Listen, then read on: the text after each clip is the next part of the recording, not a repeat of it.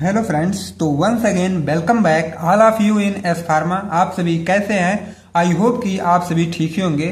तो आज की इस वीडियो में हम बात करेंगे बी फार्म फिफ्थ सेमेस्टर के मेडिसिनल केमिस्ट्री, जो कि आज हम लोग जानने वाले हैं अपने यूनिट नंबर फर्स्ट के कुछ जो भी ड्रग्स और क्लासिफिकेशन हमारे बचे थे। ठीक है, इसके पहले हम फर्स्ट लेक्चर जो अपना कवर किए थे मींस पार्ट फर्स्ट, उसको आप लोग जरूर वॉच करिए, जिसमें से हम लोग यूनिट नंबर फर्स्ट के इंट्रो का जो भी चीजें थी सारी चीजें मैं एंटी हिस्टामिनिक एजेंट्स पे जो भी उसका इंट्रो था मैं सारी चीजें बता दिया था। ठीक है, तो अगर वो बेसिक वाली वीडियो आप लोग देख लेते हैं तो ये आपको सेकेंड वाली वीडियो समझने में कोई भी दिक्कत नहीं होगी। ठीक है, और जिसका लिंक आपको इसी वीडियो के डिस्क्रिप्शन बॉक्स में ही मिल जाएगा। वहां पे एक प्लेलिस्ट बनी पड़ी हुई है मेडिसिनल केमिस्ट्री सेकंड का, वहां से आप हर एक वीडियो बहुत आसान तरीके से देख सकते हैं, वॉच कर सकते हैं।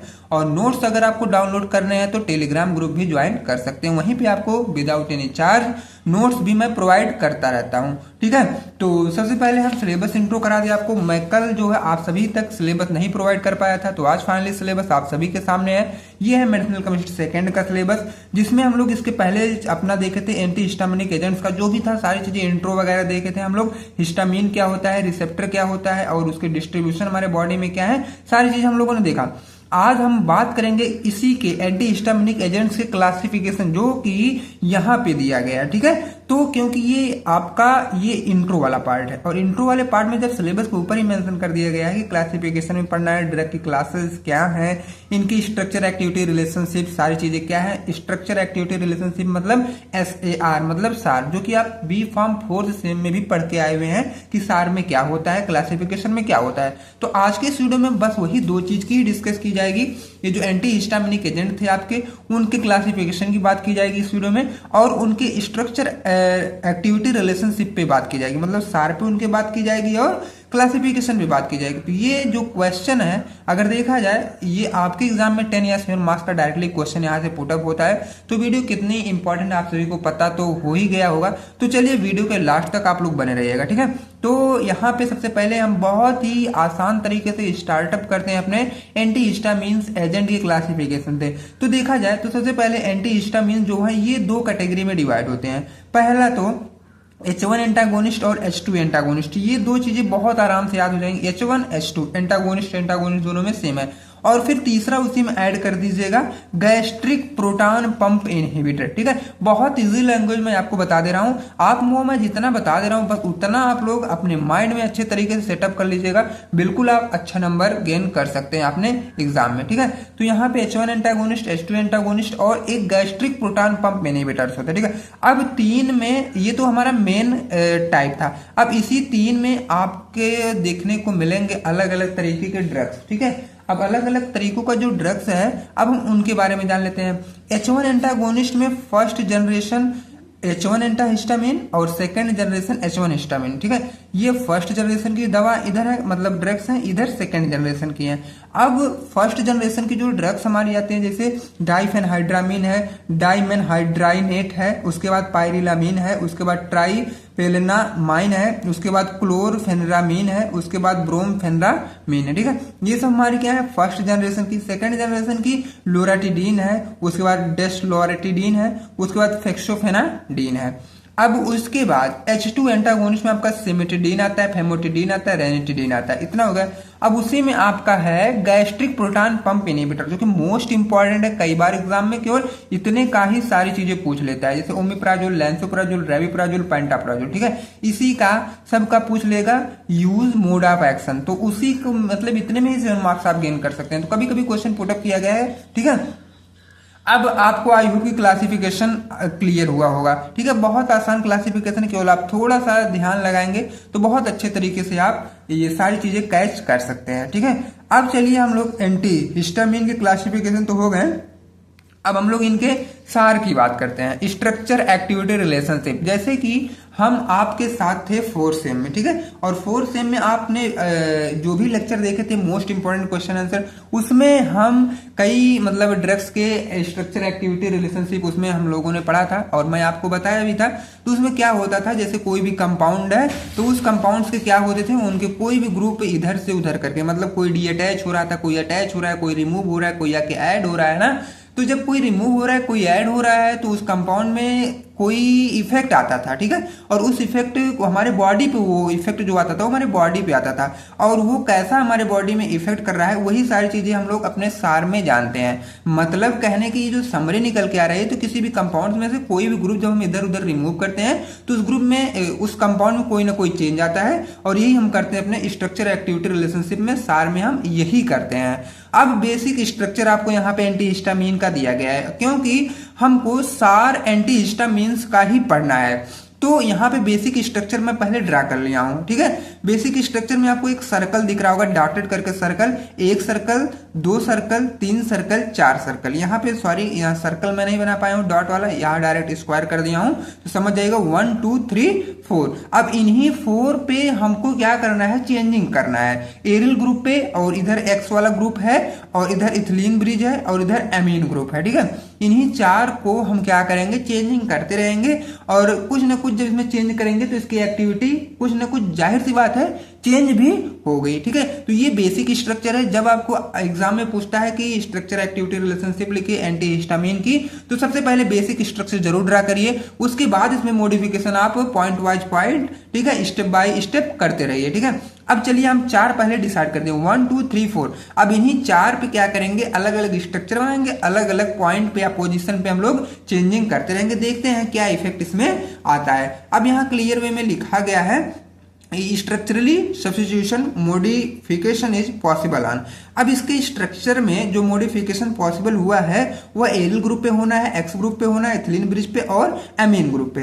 एक्स का मतलब ये, एक्स को रिमूव करके हम OCN भी यहाँ पे अभी जब यूज करेंगे तो आपका पूरा डाउट क्लियर हो जाएगा, ठीक है।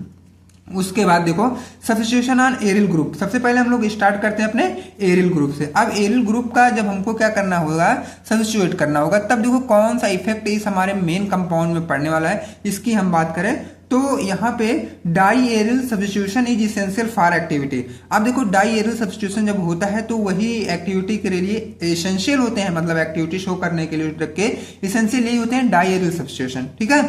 Both alkyl group can be phenyl or any one heterocyclic ring which also increases activity. या तो दोनों एल्किल ग्रुप या तो कोई फेनिल या कोई एक हेट्रोसाइक्लिक रिंग जो कि ये एक्टिविटी इंक्रीज करने के लिए रिस्पॉन्सिबल होते हैं।